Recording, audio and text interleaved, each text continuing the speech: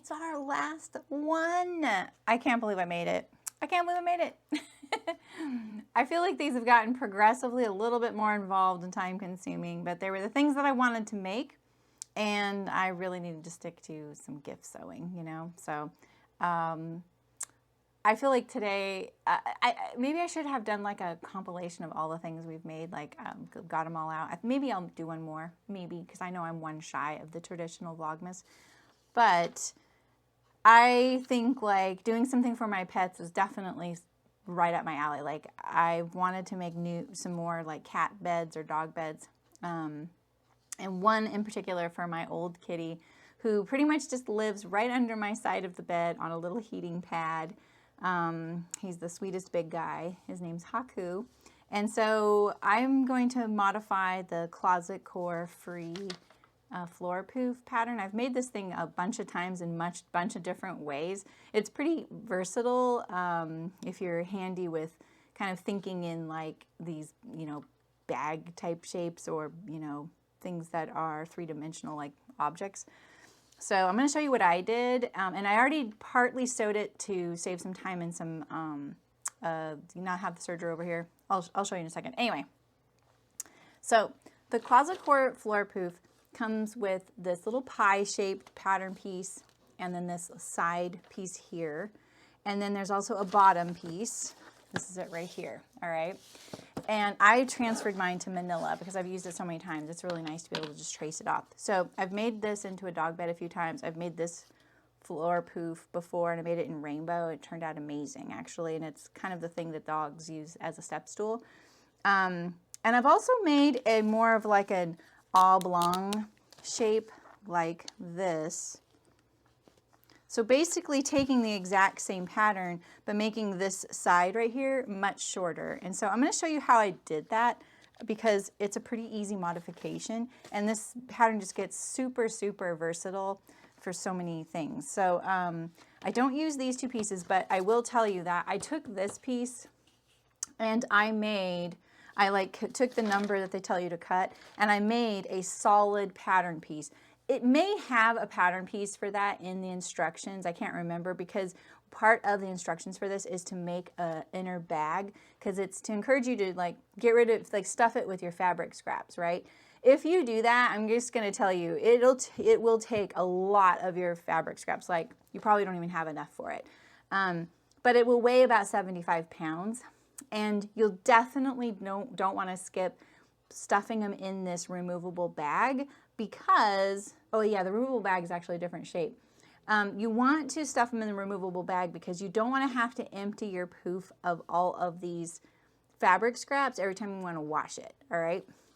That would be my tip. So, and just doing that, like I did it once and I was like sweaty by the end. It was just so much work, and I do have mine in a removable bag, but I made the kind of silly mistake and I made the bag the exact same shape as the outer poof. Don't do that. Do the big loose bag that they have you do, because then you can just kind of pull out the bag as it comes, filled still and shut.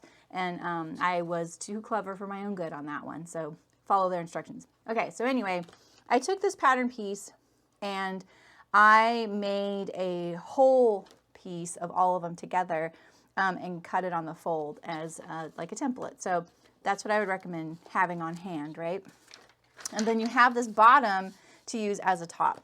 So if you don't want to do all these like pie slices, you can use this by just, I think, just putting it on the fold right here on this fold line, fold line for a zipper. So, all right, so this is what I did for my dog bed today. I took that circle like this, and I added, I think I added 3.5 inches right here this way. So now I have more of a half of a jelly bean shape, right? And then this is on the fold. So now I have an oblong shape for my dog bed top.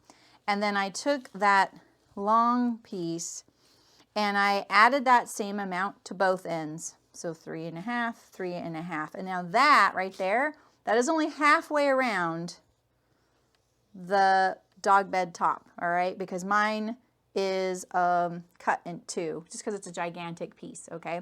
So you could put this on the fold, and then you'd have the whole perimeter, and that would be this piece right here, okay? For my cat bed, I'm only going to make this about 4 inches tall. So I also cut it down to that, and plus the seam allowance. And the dog bed, I'm making like 5.5 inches tall because my dog is bigger and heavier. And the cat's also, like I said, liking to sleep under my bed. My bed's pretty high up, so I just wanted to make it a little lower profile. So that's what I would say is, like, if you have this top right here, all you gotta do is put this parallel to a fold of fabric about as far away as you want to make it the size that you want. And that's gonna make, for me, a 32-inch long bed. And then I just kept the same like width right here across. All right, and then like I said, I made my sides, I think 4 inches tall or something like that for the cat. So the last modification I'm going to do is I'm going to put a pocket in it right here. So the top is going to be actually 2 layers, and there's a pocket there so I can slide the heating pad in there between 2 layers of cotton canvas. All right, so let me show you what I got here. And I think you just have to be on their newsletter list to get access to this pattern, and then they give you the password to unlock it. All right, so like I said, I did a little pre-sewing. So I cut out a polar fleece top here. Here's my big jelly bean shape. I don't know if you can see it. Here, I'll put it on the fold. This is the side that I've made into a pocket. So I only have I have weird pieces left of this Sherpa.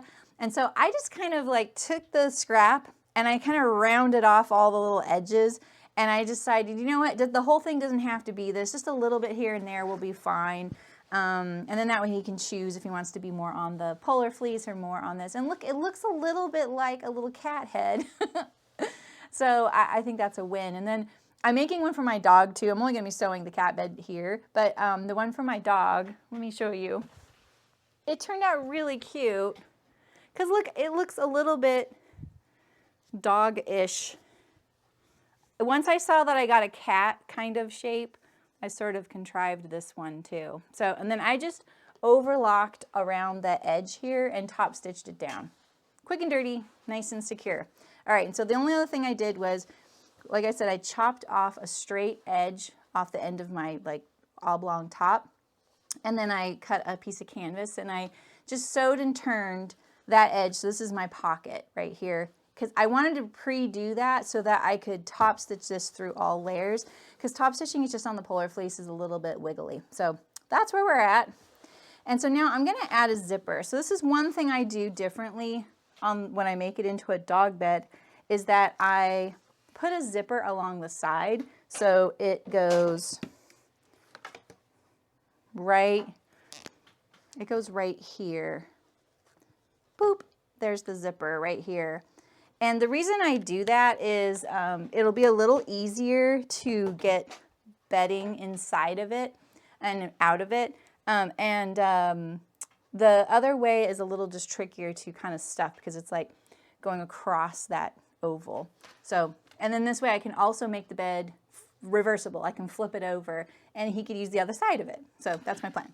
All right, so like I said, my whole long side, I have it cut in two, and that's going to make it having a zipper really easy, because I made this one a little shorter. Oh, here it is. I'm like, I can tell it's pinned. So this plaid, oh, it's a little dark. Let's brighten it up a little bit. This plaid is actually school uniform fabric, and I thought, oh, this is perfect. This stuff's pretty indestructible. It's synthetic, and it isn't really something I'm going to use it was for a specific project a long time ago. So I figure this is a good use for it, and it's a little bit Christmassy, right? All right, so this is my height of my bed, and with seam allowance. That stuff's making me really itchy. I feel like I'm going to sneeze or something. And then I cut down this side by 3/4 of an inch or so. So when I sew the zipper to this piece here, it'll end up being the same height there like that. That's kind of my plan. I was a little bit quick and dirty with the cutting, but that's all I did. And I use zipper by the yard, which makes it really easy. I didn't even measure my zipper yet. I just pulled out a pre-cut zipper in the bin because I have a few that are cut. And so now I'm going to just sew this zipper right sides together to this long side here. I put 2 zipper pulls on it that meet one another, which will also be a nice little, thing to make it a little easier, having 2 zipper pulls. So we're just going to sew this. I love showing zipper installation like this because it really shows how easy zipper can be, because it's just a seam, right? So it's just 1/4 inch seam allowance. If you're using a different width zipper, my zipper is pretty wide. It's about 1 1/4 inches wide. Most home sew zippers are 3/4 of an inch finished. So if you're using one of those really narrow ones, oh, my zipper's not long enough. Oh, ho, ho. I really assumed that that was going to be long enough. So let me get a little scrap of fabric and we'll just patch that in. That'll be completely fine. Except that, I'm in a video, of course, right? Let's see. Hopefully that's not big enough. That is not big enough. No. I already put the fabric away and everything. Here we go. Just cut a little piece off here. And let's see. Maybe we can even match the plaid. Not that I even planned on matching plaid. Like I kind of did, but I'm not going to go that far. We're really in like, ooh, we're still doing Vlogmas, and time has run out. Let's cut this off here. This is what's great about plaid though, right? Is that you can just go by the stripes. There we go.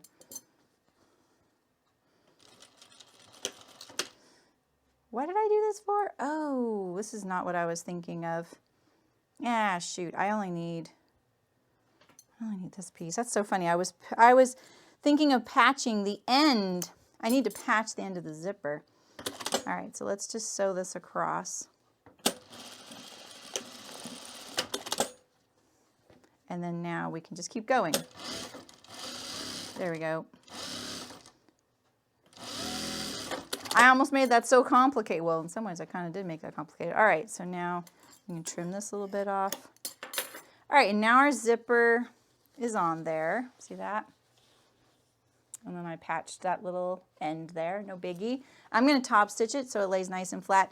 And I'm not overlocking the interior seams, so that will help prevent any fraying or any of the frayed threads getting in the zipper. Hopefully. It'll probably still... I think overlocking it's a better plan.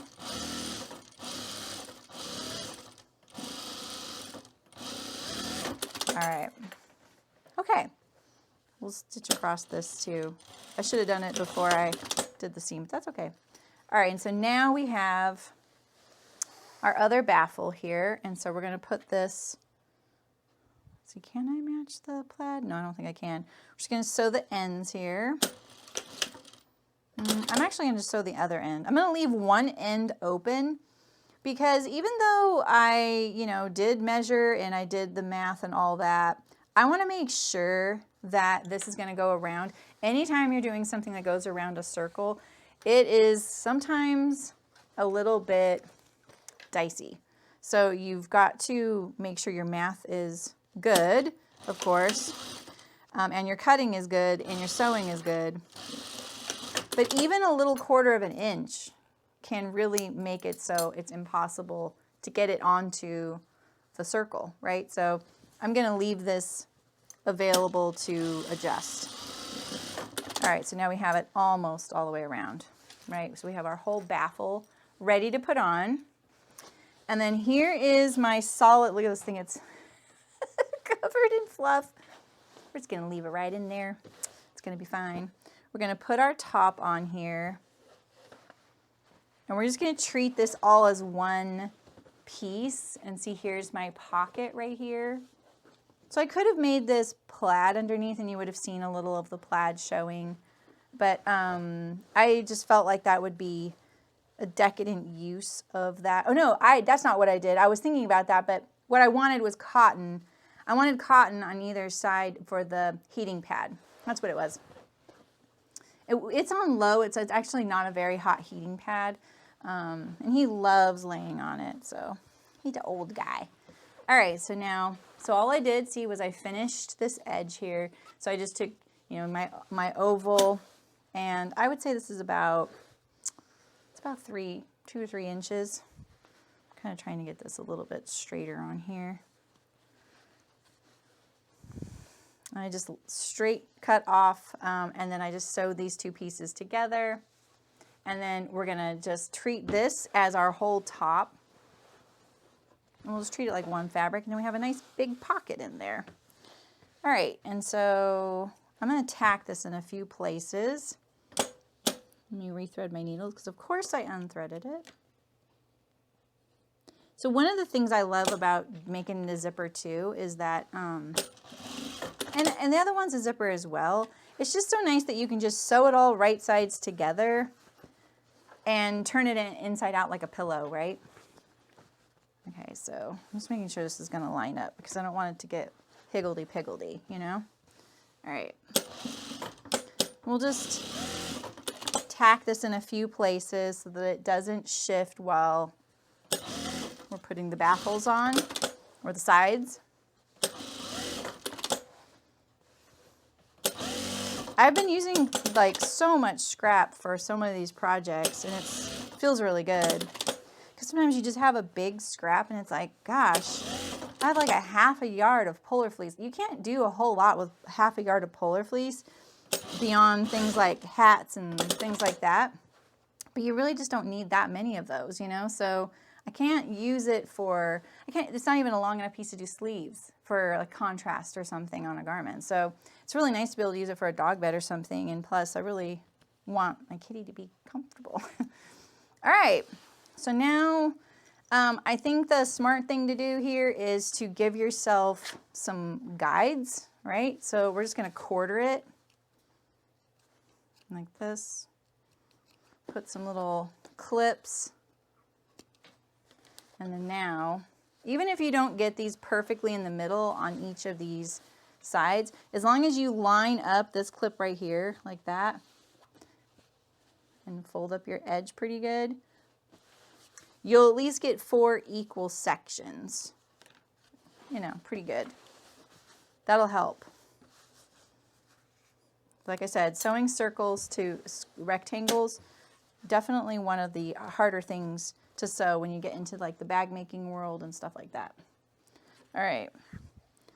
So I'm just going to take my zipper side here first, and I'm going to line up that center seam there, but I'm not going to start right up against it. I'm going to start like a few inches away, like maybe like way down here.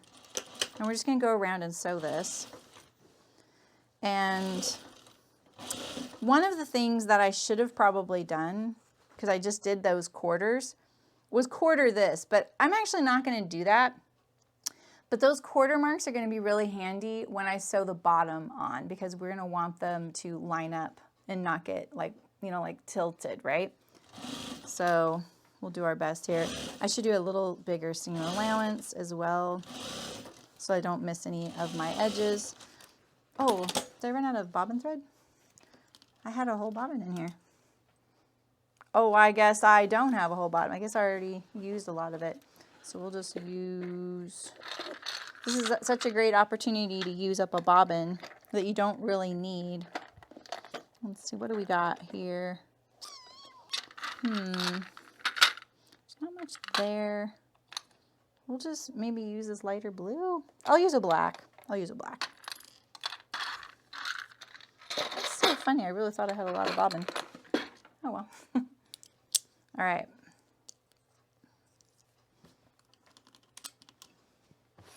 Let's start again. Did I miss any tacking? This is where I lost my tacking right here. Oh, I lost my tacking a long time ago. Well, shoot. This is where I lost it too. Okay.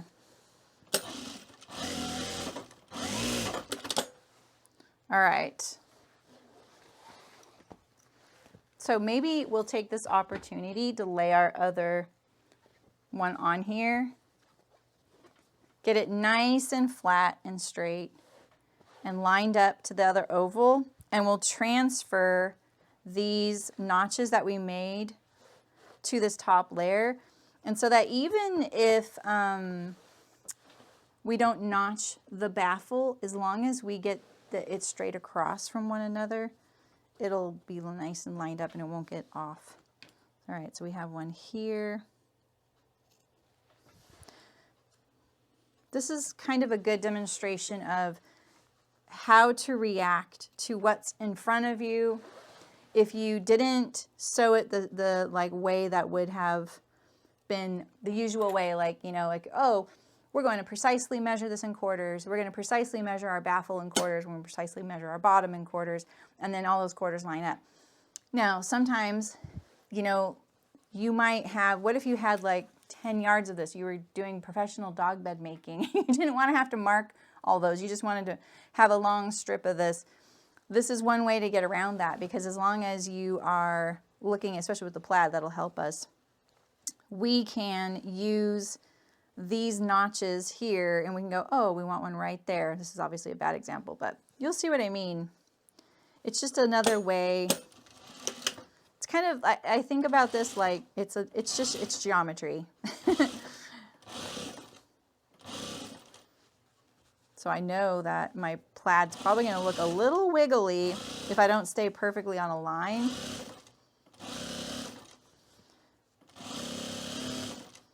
All right, so we're just going to go around, and I'm kind of, there it is. There's the clip right here.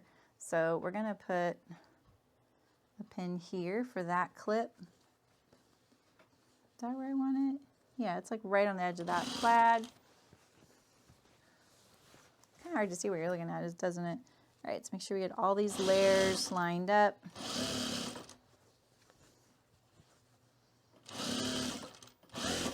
And this was also a good chance to get out some of my like really weird scraps that I just know, oh my gosh, look at this, I made a big old mistake. I didn't know the right and wrong side. All right, well, here you go. Thank goodness this fabric has no right or wrong side. Boop. Look at that. You gotta love it.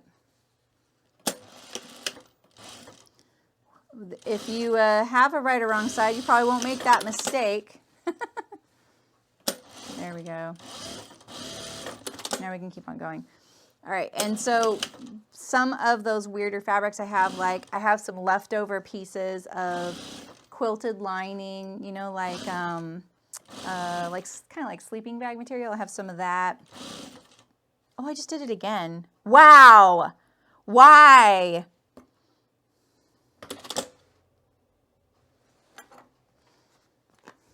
Come on, Santa. It's my last Vlogmas. I'm not going to have enough of this border. This is the right side. Oh my goodness. It's like I'm live right now. I felt funny when I did it. I was like, don't I have to like flip this over? Yeah, I had to flip it over. There we go. Sometimes you don't trust your instincts, you know. And you pay for it. And I knew, like, when I had cut that apart to fix it, I knew I wouldn't just sew it right back, but I was like, oh, but that's the right side. I'm still kind of confused on what's the right and what's the wrong side. There we go. And we'll just add a little piece at the end of this if we run out, which we most likely are going to run out. All right, so where's our next notch? Here it is. So it's right there. Right here. Okay. Plaid is really nice for that. And if you don't have a plaid, what I usually do to, I'm caught on a loop there, to figure that out is I will fold the piece like this for a long ways. So it's nice and lined up. And then I will go, okay, that notch was here. There's the notch there. So if you don't have plaid as a reference. All right. Let's see. Lots of threads. It's like I definitely feel the fuzz. I'm barely on here. I need to slide over a little bit. Okay, let's move these zipper pulls. Okay, we have another clip here, and it's this one here. And I want to double check I caught my fleece in there. Yep.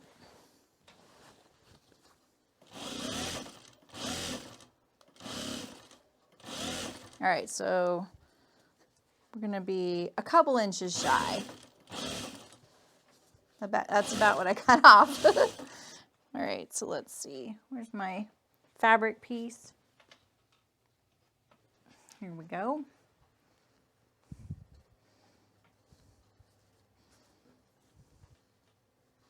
That'll work. We can cut it off. Let's see, is that wide enough though? That might not be wide enough. This might be wide enough, but it's the wrong direction of the plaid. We're gonna use it anyway. Right now, by now you're like into the eggnog. If you drink that weird stuff. I feel eggnog is one of those words like Vlogmas. I'm just not quite on board with that word. It's such a weird word. All right. Let's sew this together here.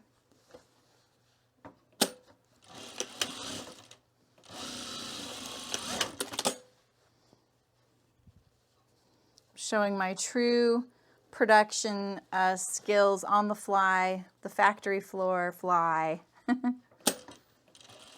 I've seen hands down, the most inventive sewing has always been someone on a factory floor. Like the things they come up with, the inventions they come up with to complete a step, or the order, the things they make on the floor, like from a straw and a paper clip in order to make sure something works every time. You know, it's like they're truly some of the most talented and creative people. You know, they're not allowed to use pins, so they make sure that they can do their job really, really well without doing anything they're not allowed to do. All right, there we go. And then we made it around, and we know the other side will make it as well. And so where's our other clip? Here it is. It's right on this seam. Okay, that's fine. We knew that. We'll mark it so we know it's the seam, not that seam. And now all we have left is this piece here, and we're done. And I'm gonna have a cute little dog bed. Kind of a funny little dog bed. A dog bed for my cat. Let's flip this like this.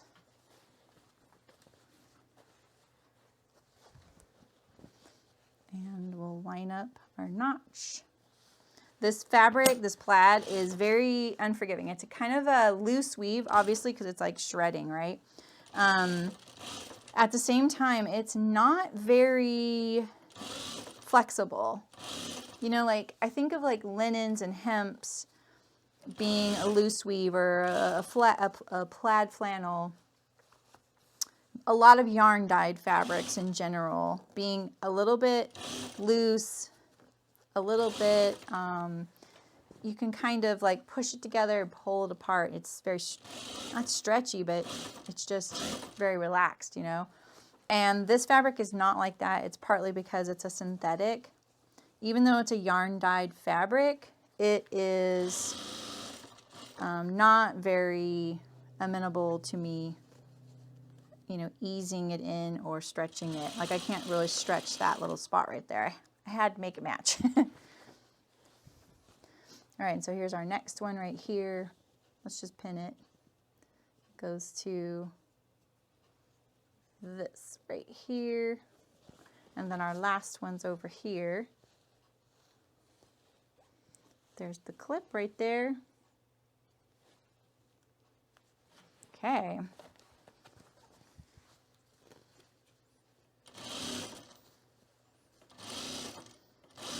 So I hope if you've ever been kind of nervous about putting zippers in things, if you think about them as just like in a flat seam, you don't really have to do anything else. It's just seams all the way around it if you can get in there flat. Ooh, look at that.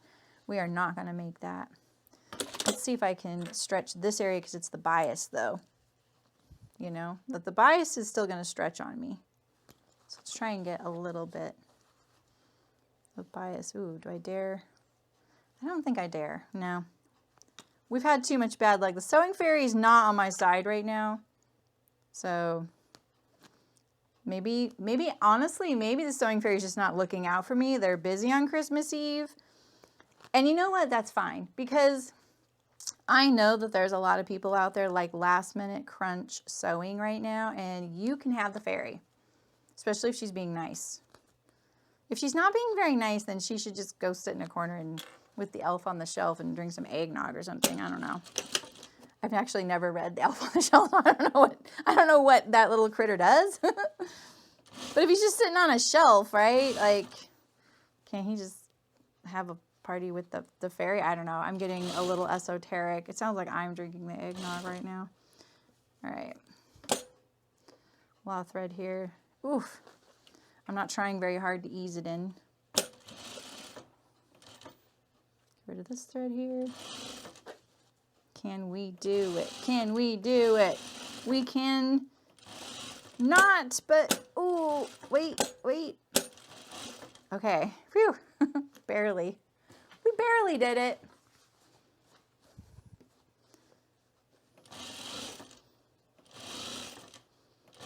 Okay, so here's our next one here.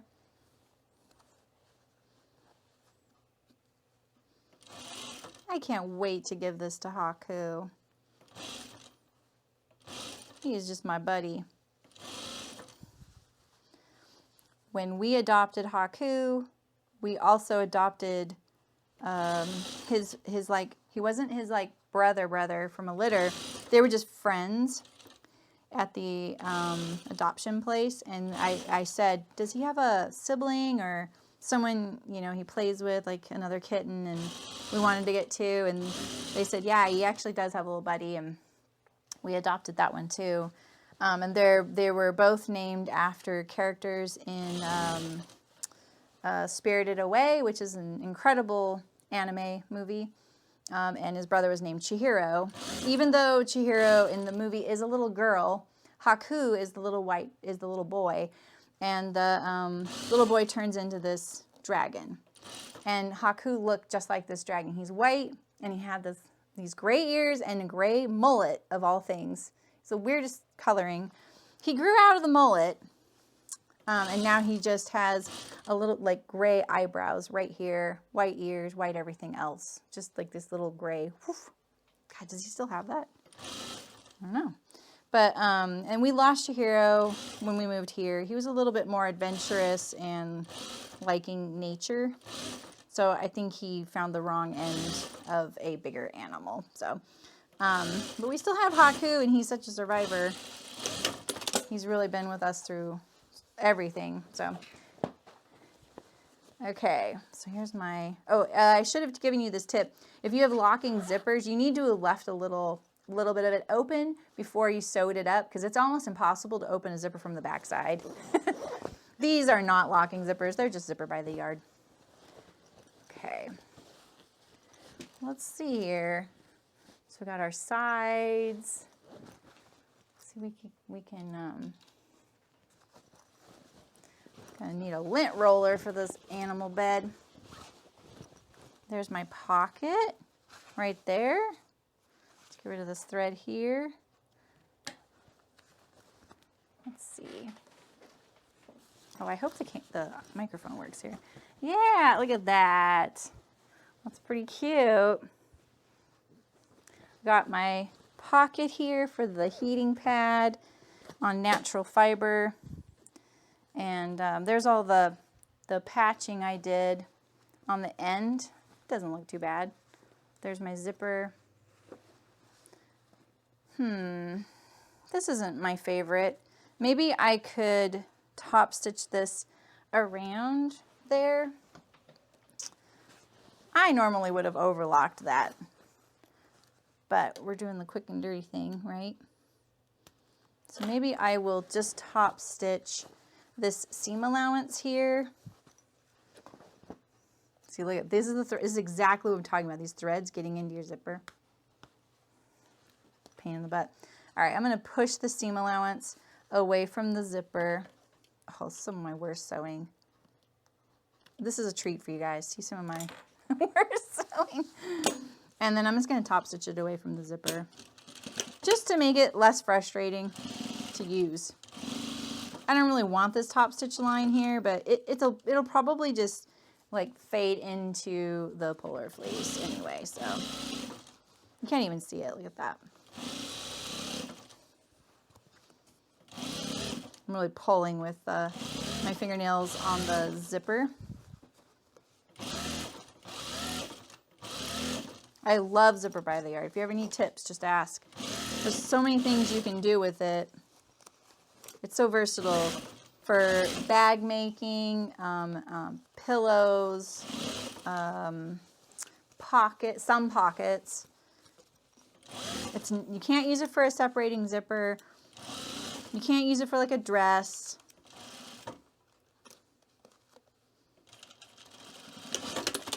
But you can definitely use it in so many ways, especially if you're a bag maker. I highly recommend it's the cheapest zipper you'll get. All right. This fabric's too thready. I should have overlocked it. I should have just at least overlocked the perimeter of those pieces and then sewed it. Yeah, that's probably, I'll do that on my other bed. There we go, a little haku bed. Super bright, sorry about that. Let's tone it down a little bit. That went together really quickly too. I'm really glad. It's a little fuzzy. All right, well, it's time for our last letter to Santa. And I've been saving my all-time biggest thing I've ever wanted. Wow. I found my last two pieces of blank paper here. This is so soft. Little polar fleece, little Sherpa. Okay. This one's going to be fighting words for some people. Some people who I'm going to say this. I'm probably going to regret saying it because someone's going to still come at me about this. They don't understand fabric grain if they don't think I'm right about this. But I am right about this, and I know firsthand. And I know there's going to be some of you that know what I mean. So anyway, let's get on with it. Dear Santa, because I'm telling you, if I could leave one legacy in the sewing world, if I could have one thing that I got to leave behind in the world, it would be this, if we could get this happen. Dear Santa, please, how do I phrase it? Make them, make them, or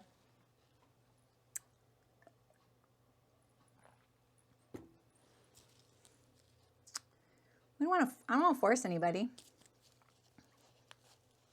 Encourage. That's a nice word, right? Sorry, that stuff's so fuzzy for me. Please encourage fabric shops to cut fabric on grain. That's it. That's all I want. I want people to cut fabric on grain. And I feel like I'm going to have to explain this just a little bit. So I will a little bit, all right? But I need more water. Unless I won't be able to. All right, when you get fabric from the fabric store, they don't cut it on grain unless it's a yarn dye, and then they'll cut along one of the colors of your yarn dye, right? Well, not all fabrics can be cut on grain. Like a twill is really hard to see the grain, but most fabric, and same with like this fleece, right? It's different. I'm not talking about knits. Knits need to be cut on grain, definitely, but and I want that actually. I want knits to be cut on grain, but it's harder with knits because well, I won't go into explaining knits, okay, because that's a whole thing, but I would love those to be cut on grain too, because I get stuff that's wonky and it's really frustrating. People cut perpendicular to the selvage or the fold of the fabric, and that is not on grain. Sometimes it is, but it's not on grain. On the grain would be along the cross grain of the fabric. I have worked at a fabric store that did this, and a long, long time ago, that's what they did, because they would rip your fabric, right? Not all fabrics can be ripped. And ripping the fabric does cut it on grain. The problem with ripping, I would take ripping though. The problem with ripping is it stretches out the edge. So if you're a quilter and say you only want 1/8 of a yard, you don't want those two edges stretched out usually. They will have a problem with that. And that's, you know, when I worked in a fabric store, quilters weren't not pre-washing fabric at the time. They were pre-washing fabric. Quilters now, it feels like some do and some don't. If you do, you're hopefully going to get your fabric back on grain, but you've lost fabric. So if you only needed a 6-inch strip, you have to buy more because it's going to be cut off grain. And when a fabric is cut off grain, it affects lots of different things. And you will have a slanted piece of fabric. And you can't just stretch a fabric to get it back on grain if it's cut off grain. It's basically like saying, let's get the whiteboard. I won't spend a ton of time explaining this, just because I don't want to. I just don't want to. I would rather do this in a video or something. But because this is my legacy thing that I want, you know, you have fabric and it comes off the bolt, right? So here's your bolt and here's your fabric.